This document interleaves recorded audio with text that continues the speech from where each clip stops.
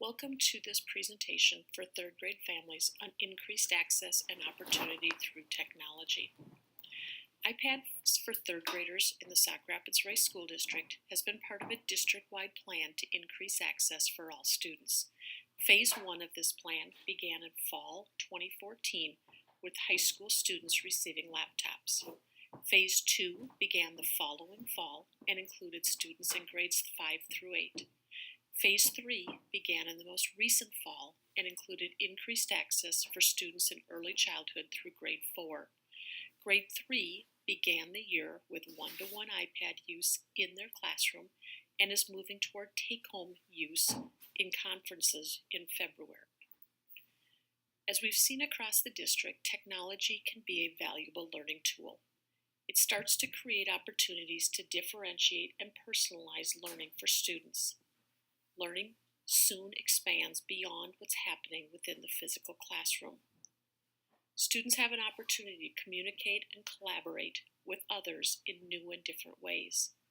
And problem solving, creative, and critical thinking are promoted. Learning and practicing digital citizenship, the learning of how to behave and use technology responsibly, is an ongoing challenge for everyone.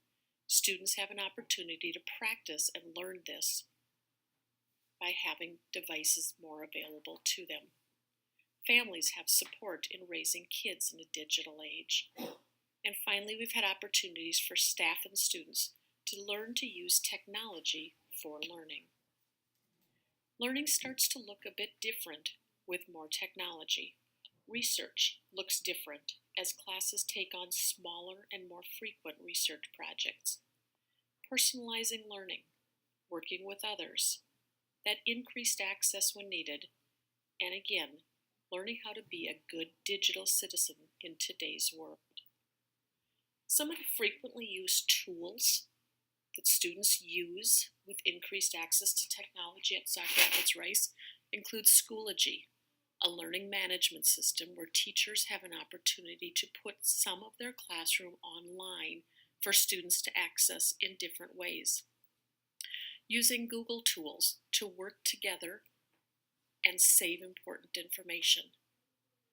Accessing content online and some textbooks and resources, and the use of school-adopted apps on the iPads. Some of the things we've learned over the last few years about students having iPads at home that might be helpful to you as your third grader starts to take his or her iPad home. iPads must stay in their protective cases. Have students consider how iPads are placed in their backpacks. Have them do it so it puts the least amount of pressure on it, such as not smushing it in between multiple books. And think about water bottles and lunch bags and other things that may come in contact with the iPad. We've also learned that pets and cords are a bad combination. A significant amount of the damage that's been reported has been because pets have chewed on cords. And lastly, work with your student to help them understand the importance of keeping track of their device.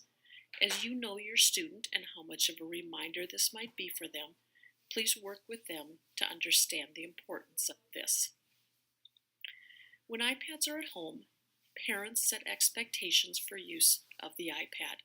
While it's a school-issued device in your house, it's up to the parent to decide how and when that device will be used by the student. Having access to Wi-Fi will be useful, but not necessary. Have your student work with your teacher if Wi-Fi is not consistently or at all available to see what options are available to help get work done. Filtering. iPads are filtered at home by individual student home networks. What's accessible on your internet at home will likely be different than what's accessible at school where we have filters in place. Please be aware of this and think about how this will be handled in your house. And lastly, iPads are intended to be learning tools that support age-appropriate content. As we work to help students understand how best to navigate technology, remembering this is important.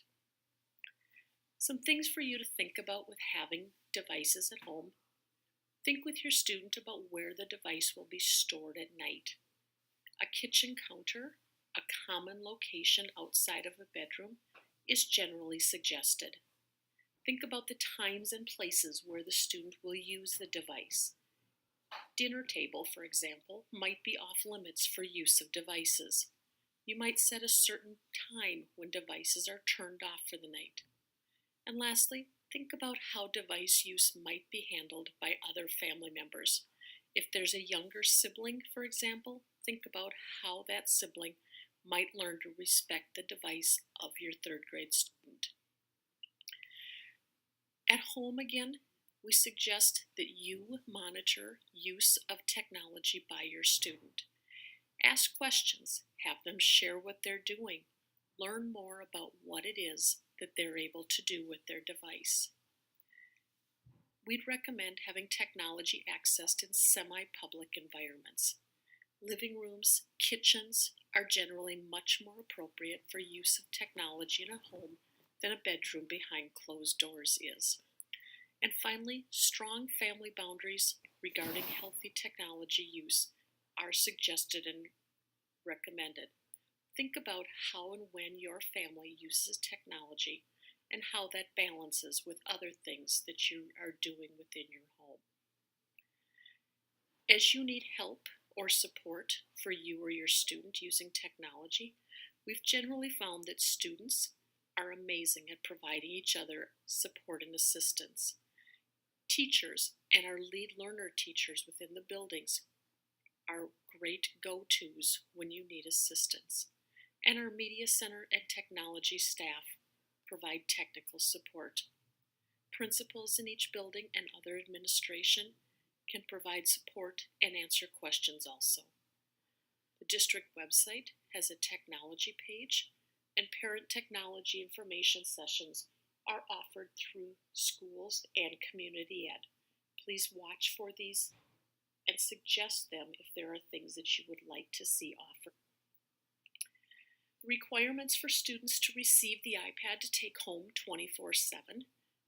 View the video presentation, which you're doing right now. Sign the one-to-one agreement and pay the $15 technology fee. If you signed online, you've taken care of both of these. If not, you can take care of both of those things tonight. In the agreement, which is also available online, there are several sections which set forth topics such as responsibilities of the students, expectations of parents and guardians, terms of the device loan, general care and instruction, information about the technology fee, and repairs and maintenance. We'd like to thank you for supporting our students and our school and engaging in our implementation of technology as a learning tool for all students. We appreciate your partnership as we move forward in providing these opportunities for all students. Thank you.